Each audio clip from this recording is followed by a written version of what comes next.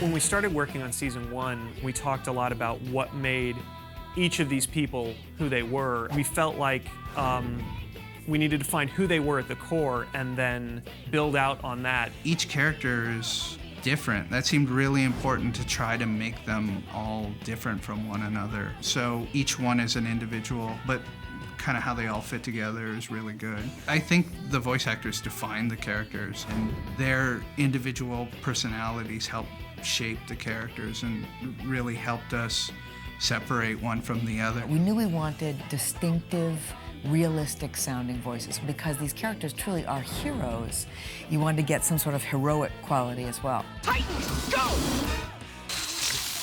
When we were talking about Robin, we were walking around this mall where we'd had lunch, and we saw these kids doing skateboard tricks. I realized all of a sudden, well, that's who Robin is, because there's a fearlessness about that. And when you blow that up to superheroic proportions, it's a kid who will jump off the roof of a building and figure out how to survive on the way down. One of the things that I think is so cool about Robin is he's the one Titan that doesn't have any superpowers. He's gotten to where he is just through like perseverance and training, and he's this martial arts master. So for the voice of Robin, we auditioned a gentleman named Scott Menville. It's got kind of a raspy quality to his voice. It's an identifiable voice. Titans, have you heard anything from Hotspot?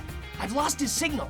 It's pretty close to my voice. It's just I pitch it up to make him sound a little younger and kind of try to make him sound steely and a little cold. Early on, they threw out the reference of Clint Eastwood. Like in the first couple episodes, Andrea, the director, would say, "Give me a little Clint Eastwood." Scott Menville definitely brought an intensity to it. And that kind of matched what we needed for the heroic part 2 and the leader in charge. And you can give somebody Titans Go, but it could also sound really hokey if you don't give it to the right person. And you know, he's made it a very cool, you know, signature phrase. Titans, go!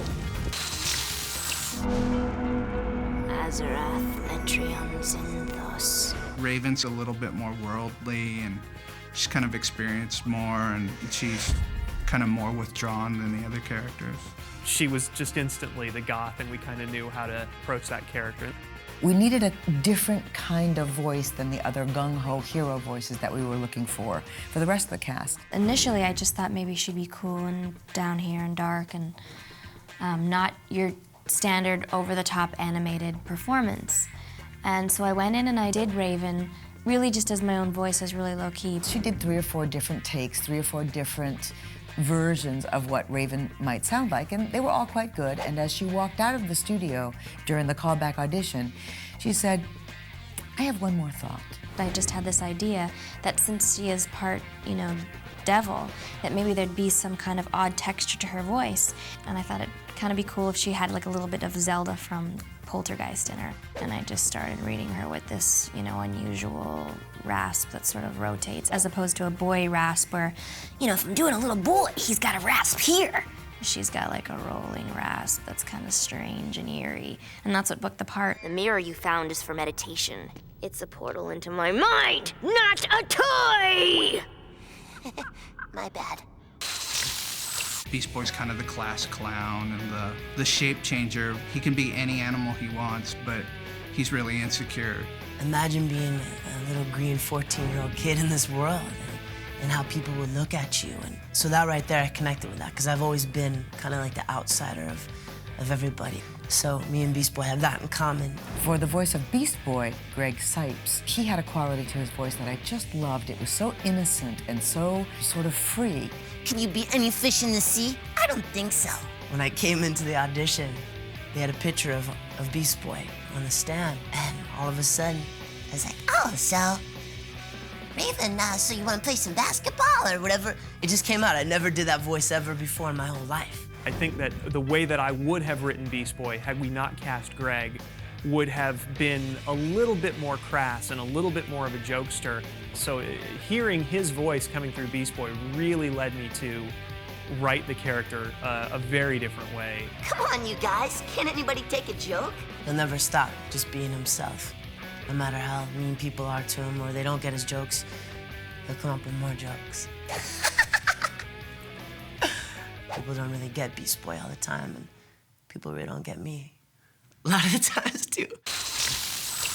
Cyborg is a kid who got hurt when he was in high school. He used to be an athlete, and so now he's this half robot, half teenage guy. And the robot part of him, you know, has made him stronger, you know, faster, you know, and given him these powers that he never would have had before. If you were 15, 16, and all of a sudden you could do all of these things, yeah, there would be some regret, but there would also be a lot of, wow, this is amazing. He's either really happy or he's really down. There's very few points where Cyborg's just kind of like, how you doing?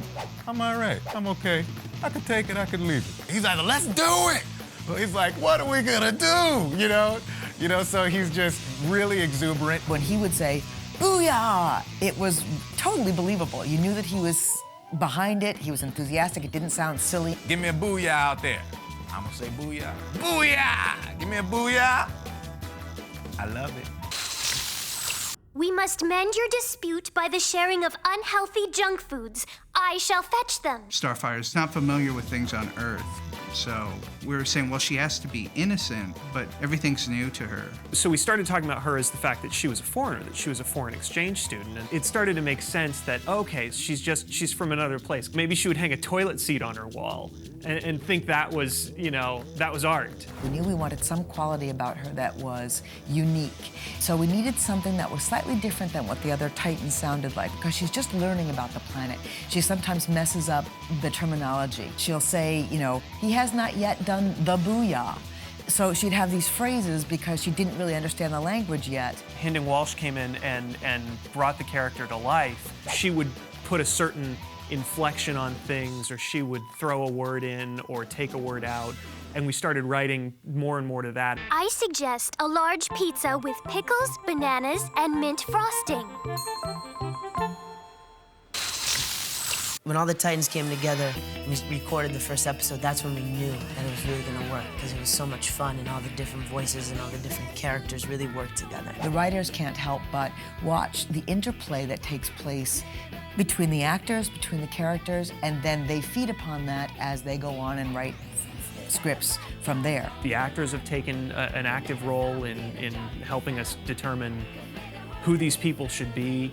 So at every level, people have really had a lot of great input. I think that allowed them to become much more complete as characters.